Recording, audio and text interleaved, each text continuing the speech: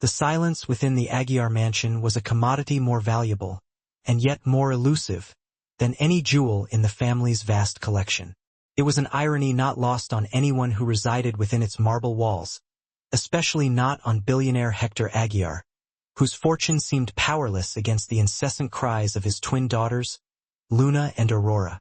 Their wails echoed through the opulent rooms, a constant, shrill reminder of the one thing his money couldn't buy: peace. My name is Anna. At 45, I carried a quiet sadness within me, a weight I preferred to keep locked away. A month prior, I had been hired as a maid at the Aguiar residence. My duties were straightforward: maintain order, ensure cleanliness, and attend to the myriad details that kept the household running smoothly. Efficiency and, above all, discretion were paramount. This job, with its clearly defined boundaries and minimal personal interaction, seemed the perfect sanctuary.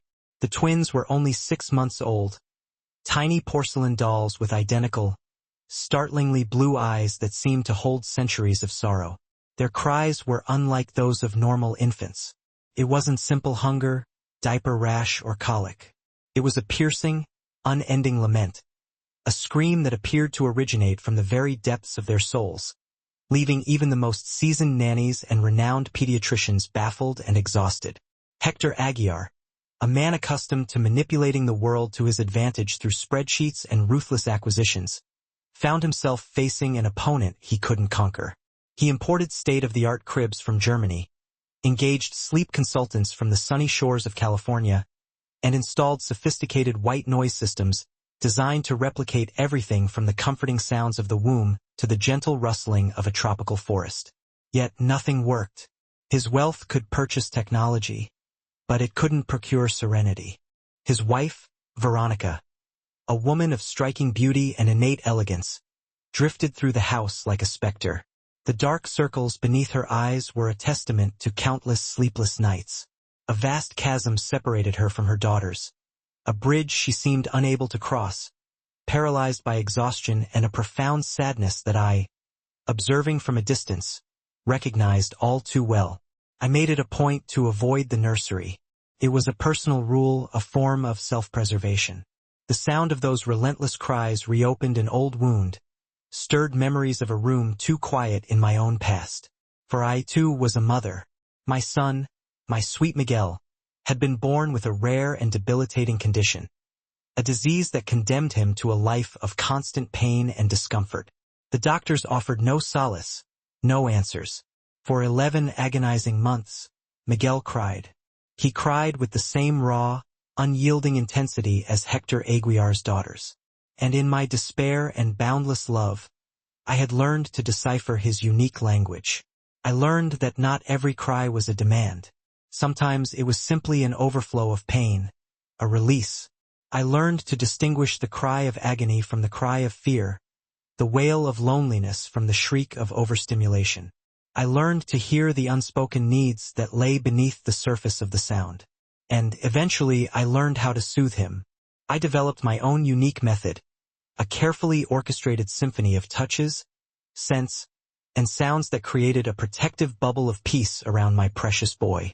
And the key to it all, the final note that consistently lulled him to sleep, was a lullaby, a simple melody my grandmother had sung to me in the small, forgotten village where I was born. Miguel passed away 5 years ago, and with him the music within me fell silent.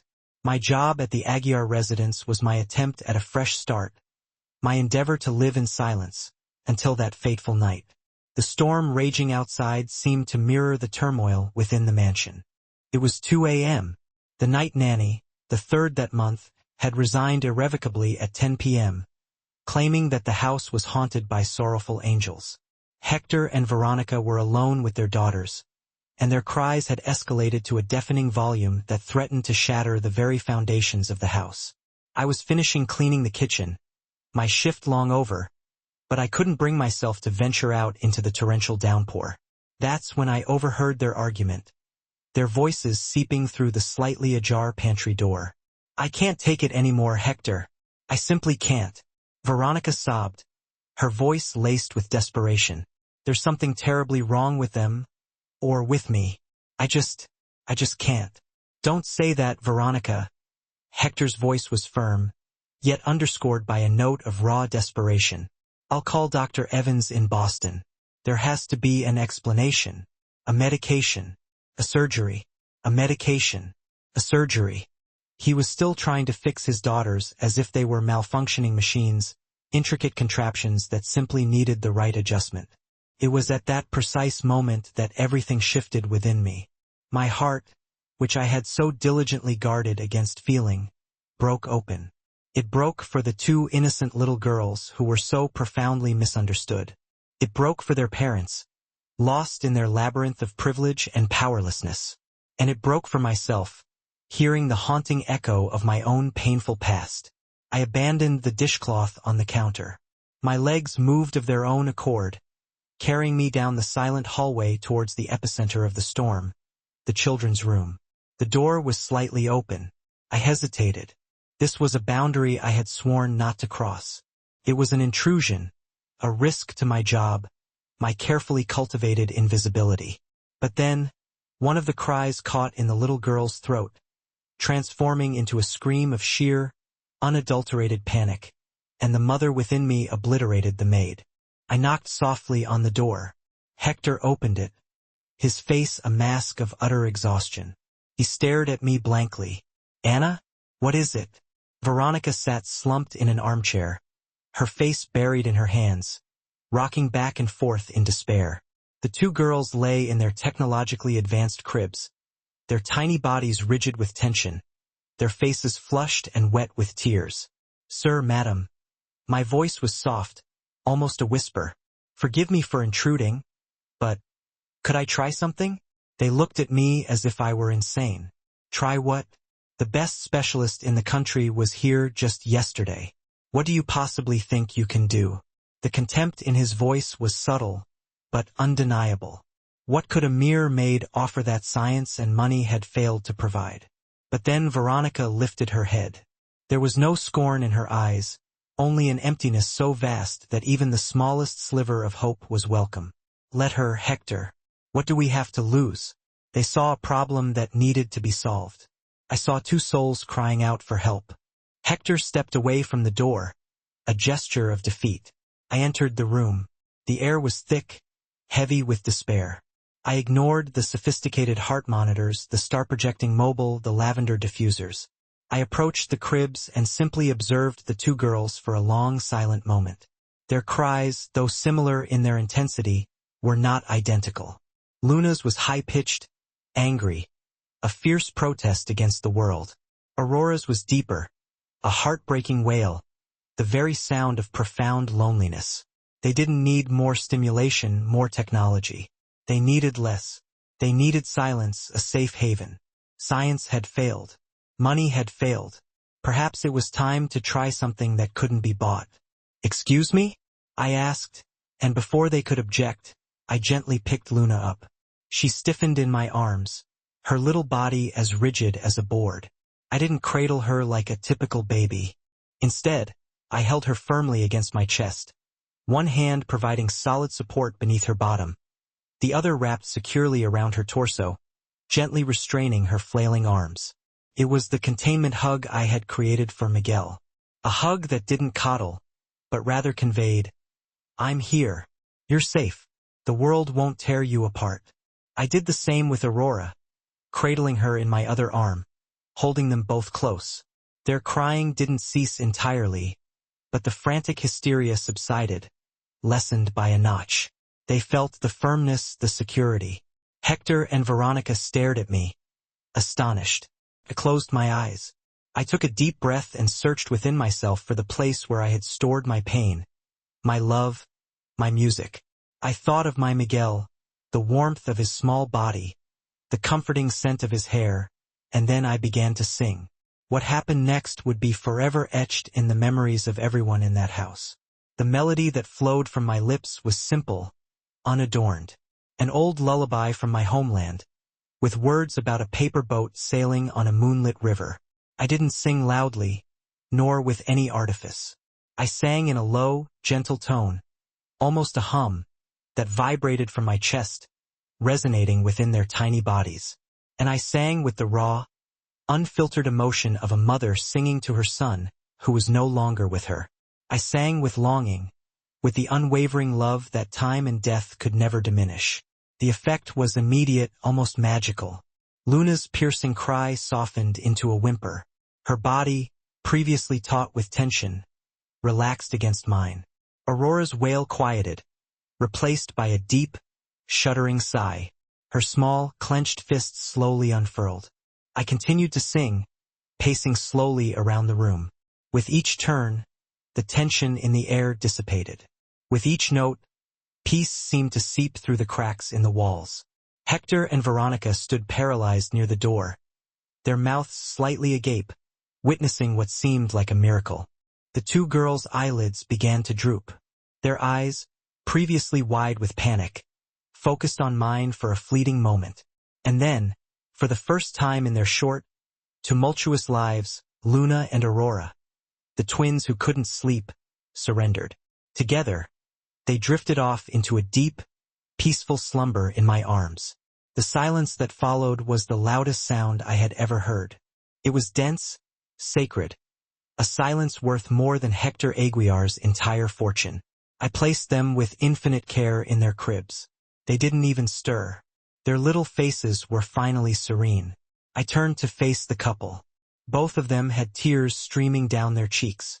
Hector, the unshakable billionaire, the titan of industry, looked like a lost and vulnerable boy. He took a hesitant step forward, his voice cracking with emotion. What magic is this? The word magic brought a sad smile to my lips. It's not magic, sir, I said, my voice gaining strength. It's empathy born of pain. And then, in that silent room, I told them everything. I told them about my Miguel, about his constant crying, about my desperate search for a way to bring him peace. I explained the containment hug, about how overstimulated babies often needed reassurance, not endless distraction. And I told them about the lullaby, my grandmother's legacy, the only bridge I could build to my son's soul. My confession opened the floodgates. Veronica rushed towards me, her face stained with tears. I thought I was a terrible mother, that they hated me. I was afraid to hold them, afraid of their tears, afraid of myself. For the first time, I didn't see the billionaire's wife. I saw a young mother, scared and utterly alone. The resolution came with the sunrise. The storm had passed, and the first rays of light streamed through the window, illuminating the girls' peacefully sleeping faces.